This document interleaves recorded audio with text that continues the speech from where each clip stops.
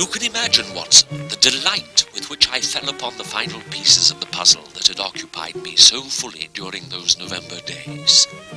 A curious room where time was slowed so that each day appeared but an hour, and in which the calendar was set to a date in the future. Another room which contained a careful and precise representation of what was obviously a railway station. And finally, our Mrs. Turnbull appearing, as I had suspected she might, in the role of Her Gracious Majesty, the Queen. Concealed now behind the discarded packing cases in the train room, John, Whitney and I watched horrified yet fascinated as the purpose of the deception was demonstrated. Excellent. Now, you will be ushered into the Royal Saloon where, in addition to Her Majesty, there will be present other members of the royal household as represented by these dummies. Now, the Munshi. He is Her Majesty's Indian private secretary, a most trusted royal servant, and a man almost fanatically devoted to the success of our mission. A true patriot, wouldn't you say, Colonel Turnbull? If you like. There will also be present ladies in waiting. There's probably the Marchioness of Ely, possibly the Honourable Harriet Phipps, and the Honourable Mary Pitt. And there will almost certainly be Royal Highness Princess Beatrice. Now, you enter the saloon.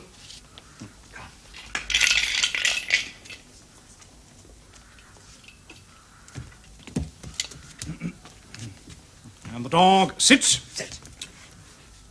Her Majesty will doubtless have a word with you. That is a very beautiful retriever dog you have there, Mr. Bates. Well, say something, man. Well, what should I say? Well, what would you say if I said to you, that is a very beautiful retriever dog you have there, Mr. Bates? Well, I'd say, ain't it? Well, say that then. It will behave naturally. Surely, Colonel, his initial tongue-tied reaction to being addressed by Her Majesty was perfectly natural. Yes, I do see what you mean.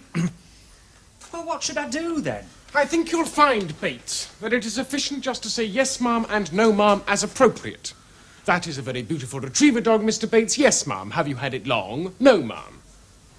She's hardly likely to engage that in any long, deep conversation, is she? Well, in any case, you don't have to worry too much about that old chap. The Munshi is with us. He is there to help. Now, Her Majesty will drop a few coins in the collecting box. Now, come on, you, the coins. Ah. So, it's a plot to assassinate the Queen? I think you'll find it's a good deal more devious than that. Remember the white drum. Here I say, won't she yell when Thorne jabs her? Mr. Bates, we are accustomed to bearing such trifling irritations in silence, and not to remark on the overlong nails of our subjects' pet dogs. Any road? That little Thorne might not go through all Her Majesty's, you know, undergarments. Well, they do say she's got more underneath than most of us have on top. We know perfectly what she's wearing, Ducky, down to the last blooming button. Can we show him how effective that Thorne is? Anil?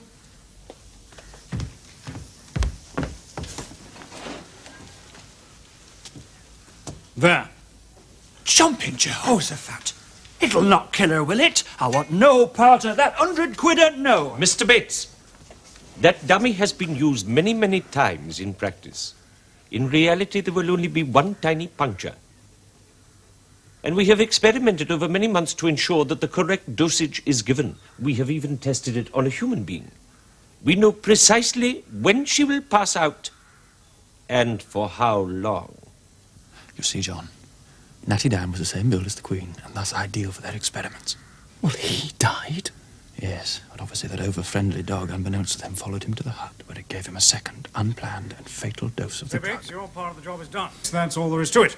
Now, the Queen will begin to be affected by the drug halfway between Lancaster and Preston. It'll be sudden, it will be dramatic. Ladies in waiting... Oh, hello, it's you. How are you? Very well, thank you. I say, old chap, this is a most tricky part of the operation. I wonder if you mind standing aside for a moment. We must have room. Sorry.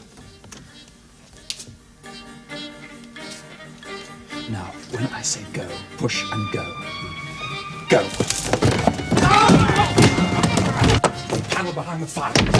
Hold him!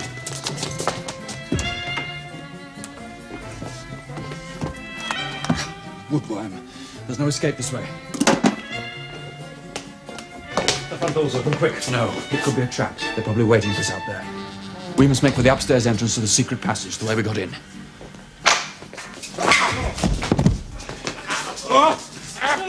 Right. Got his arm. Right, Colonel. If you're ready with the injections. Next one.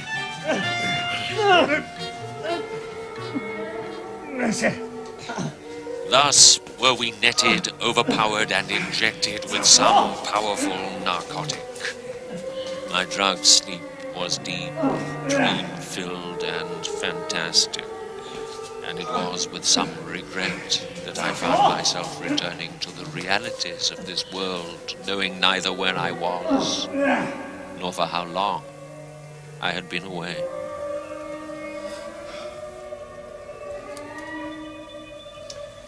Ah, so you're coming back to us at last, are you, young fella? Good for you. Where am I? In hospital, the Royal Infirmary, Preston. You and your companion were found unconscious in Avon Park early last evening. Any idea how you might have got there? The last thing I remember is a net and a syringe. A net? Yes. It came from somewhere above us. And then the syringe. You sound as if you've been hallucinating, my lad. I have, certainly. The net was real enough. And so was the syringe there, look. Yes, we already noticed that. But are you suggesting you were attacked, drugged, and then taken to Avon Park and left there? Yes, that would be it. Avon Park beside the railway station. What day is it? Ah, you're with us now, are you? It's Friday. Friday. November the 24th. John, remember the calendar, we must go. You're going nowhere in your present condition, my lad. I don't like the sound of that chest at all. And if you had an appointment for November the 24th, you've missed it by a whole week. It's Friday, December the 1st. But then we're too late. Something important, was it? It was indeed. We overheard a plot to abduct the Queen. We tried to prevent it. And I don't expect you to believe me. No, I believe you. That whole affair has been extensively reported by the newspapers. Don't worry. It didn't happen. Some, railway porter gave the game away. Bates? Yes. Yes, I think that was his name. But I'll fetch the paper. I'll not be long.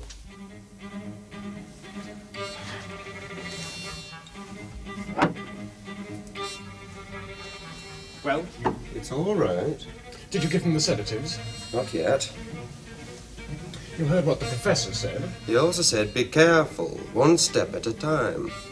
First have to read them, the newspaper account of the plot. You know, it's rather lucky your father was a lay preacher.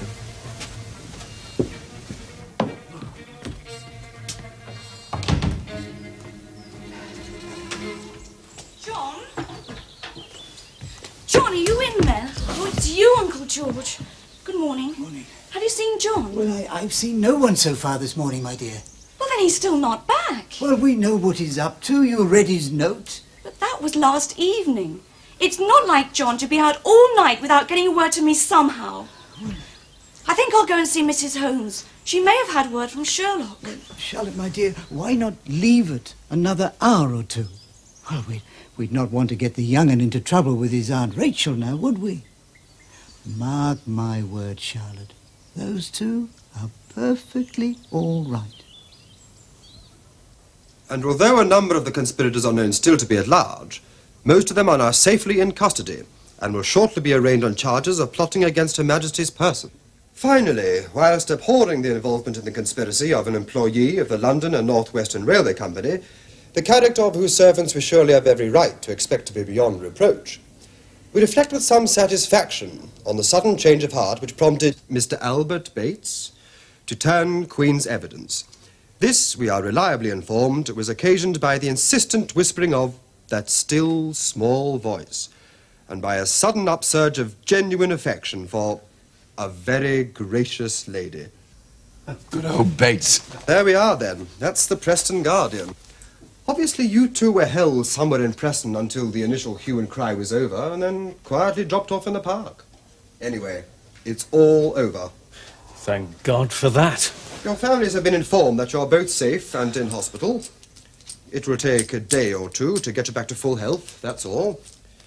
Now, if you just take these...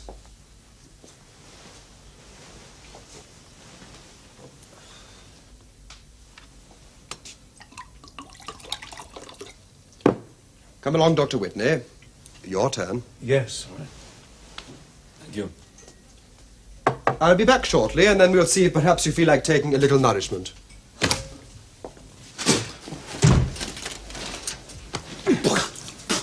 Shh, we must keep our voices down. Now, those tablets were, I suspect, intended to put us under again. What? I'm very sorry, my dear friend, to have to disturb your peace of mind once more. But this affair is very far from over. What do you mean? Here, drink this.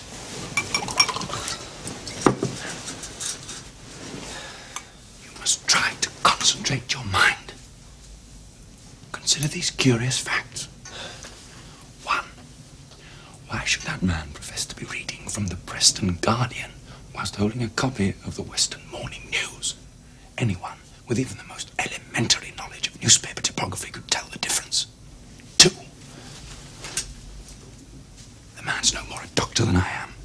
The marks on his hands clearly indicate that he's a glasscutter by trade. And 3. If this is a hospital room, what's the tobacco ash doing on the floor under that chair? Trichinopoly, unless my eyes deceive me. Trichinopoly. Concentrate, John, concentrate. Colonel Turnbull smokes trichis, if you remember. Yes, of course I remember. And John, you're a doctor. Look at my arm. If this had all happened a week ago, that needle puncture be healed by now. Well, yes, of course it would.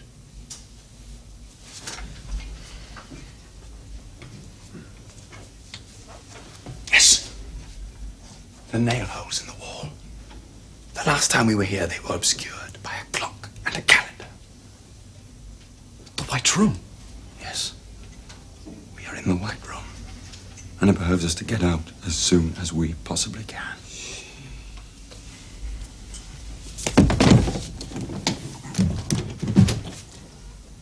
Sherlock. The window's bricked up.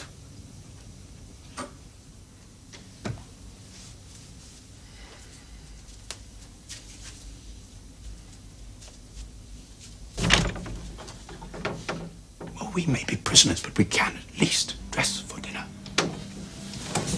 Here.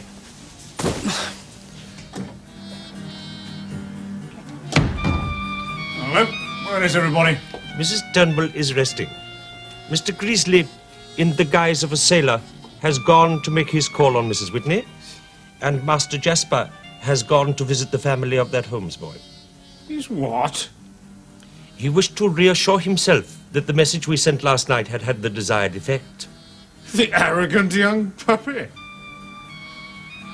Well, it got to 9, and then to 10, and I was quite distraught. Not that it's the first time that he's done such a thing, mind. Oh, very far from it. The errors of his ways are, alas, oft repeated, Mr. Moran. Then, just as the clock was striking 11, there came this knock at the door. Oh, it gave me such a start at that time of night.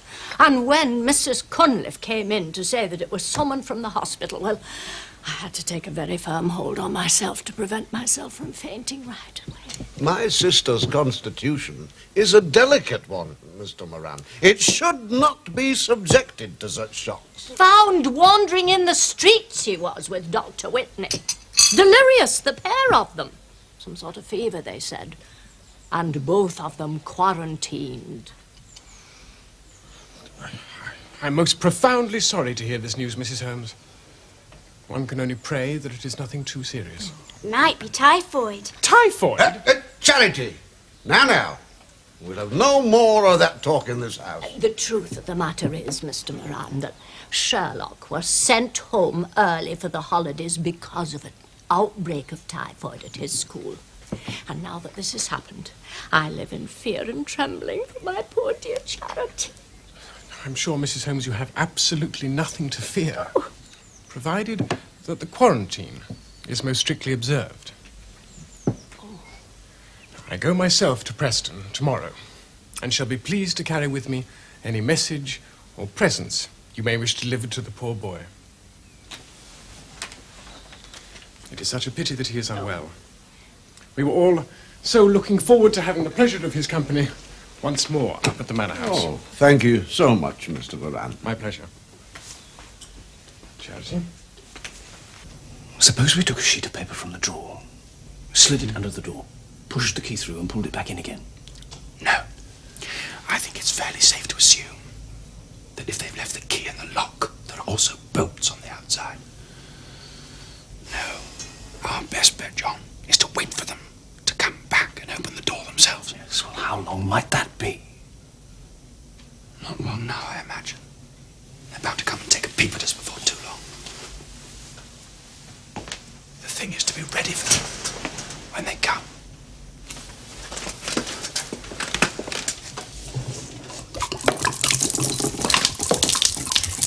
You do that fall.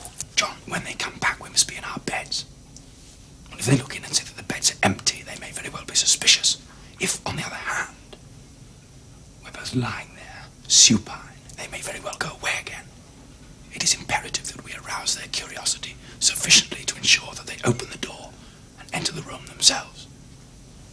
And who could resist investigating an upset carafe and a solitary, abandoned shoe? Who indeed?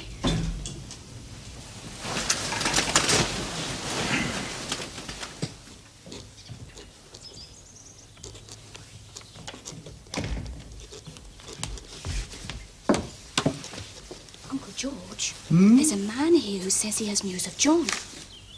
Him? Yes, so he says. Oh, very well. Leave this to me. All right. Come on in, man. Now, what have you got to tell us?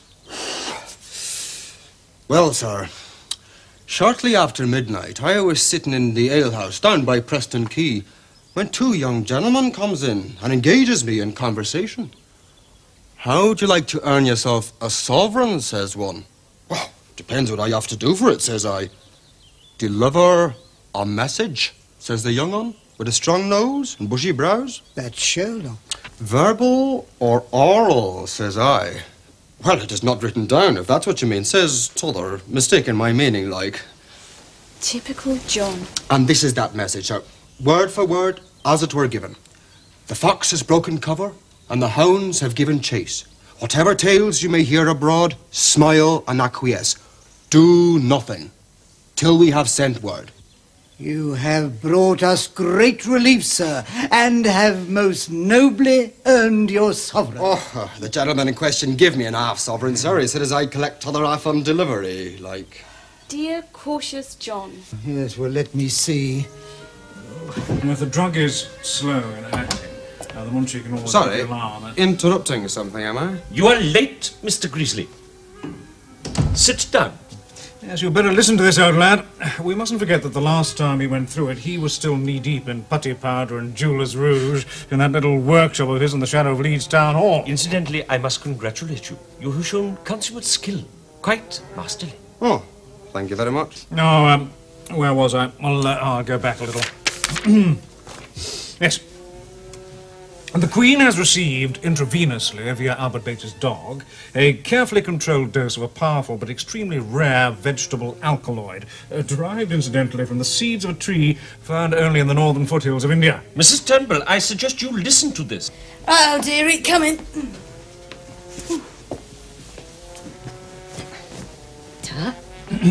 Now, the Queen will be taken ill halfway between Lancaster and Preston. It'll be sudden, it will be dramatic. The symptoms? Violent spasms, a gasping for breath, a speedy descent into unconsciousness. Now, the Munchie will claim to have seen similar cases in India. They are rare, but on occasion fatal. He should have little difficulty in persuading those present, including Dr. Marshall, who's also travelling with the Queen, that urgent action is imperative. You look puzzled, Mr. Greasley. Why? That Munchie's that Indian secretary chap, isn't he? Yes, he is. But how the devil is he going to be able to influence events when there are men like Colonel Ponsonby and Lord Charles Fitzroy with her? Oh, I mean, no disrespect, man, but... He is only an Indian servant. Well, if you like. My dear Mr. Greasley, how curious that I should have to remind you of the strange attachments occasionally formed by your own dear Queen. I might, for instance, mention Mr. John Brown, a mere Scots gillie. Oh, aye, him, well. Her reliance on the Munchie, though perhaps equally irrational, is even more total, I assure you. Sit down, Mr. Greasley. You'll see that. Now, the first telegraph station on that stretch of the line is Preston, and the Munchie will insist on the train being stopped so that he can telegraph ahead for assistance. The station master, Mr. Prendergast, will thus take him to the telegraph office, where they will encounter, by lucky chance, that locally well-known and highly respected pillar of church and state, Colonel Henry Turnbull, formerly of the first Bangalore Pioneers. I shall reinforce the Munchie's diagnosis of rare Indian disease. I shall name a local and unrivalled expert in such matters, and place my coach at Her Majesty's disposal. Now, Colonel, the model. This, Mr. Greasley, is a model of the Colonel's specially prepared coach. The door here, the seat, and here behind the seat, extending beneath the boot, a false floor, and running the length beneath, a false bottom. I'm lying on the false floor, here, behind the seat. Just like I was when you came in, with my legs stretched right up against this partition, see? It is virtually an inverted sitting position. I shall lead the royal party to the coach. The Queen will be supported by her doctor, the Munchie, private secretary, lady in waiting. It matters not. The success of this stage of the operation depends on one thing only. The Munchie securing a minimum of 10 seconds between the Queen being placed on her seat here and anyone else entering the coach. It requires only the time for him to say, I have propped Her Majesty into the corner. I have pulled down the blind. The light appears to be troubling her. If you will travel inside with her, I shall ride with the coachman. And presto, they enter the coach and find the double. So what have you done with the Queen? It's pretty damned cunning. You see, when the moment is right, the Munchie triggers a foot pedal concealed beneath the seat here. Immediately, the seat begins to slide forward. The back begins to pivot thus. The Queen is pulled forwards, down, and is helped into the false bottom of the coach by the smallest of our Indian servants already concealed there. Now, by now, the seat back has completed a 90-degree turn, bringing Mrs. Turnbull automatically into the sitting position in the coach itself. 'Tis done. Find the lady, Mr. Greasley. It's like something out of a pantomime. One of your excellent transformation devices serving a less frivolous purpose. But what happens when you get to the doctor's? Ah, we don't get there, do we, dearie? After a bit, I comes round, and I demand to be taken back to the train and to London. After all, I am the Queen. I don't have to take any muck in the back. And the real Queen remains in the false bottom until the coach returns here, and we place her briefly into your expert hands, Dr. Greasley. Colonel, the coach is at the door. It is time you were on your way. Good luck, Bessie, me old duck. You remind me, Mr. Moran, how refreshing it will be to return to the dignified atmosphere of Windsor. Cheerio. Who the devil? Leave this to me.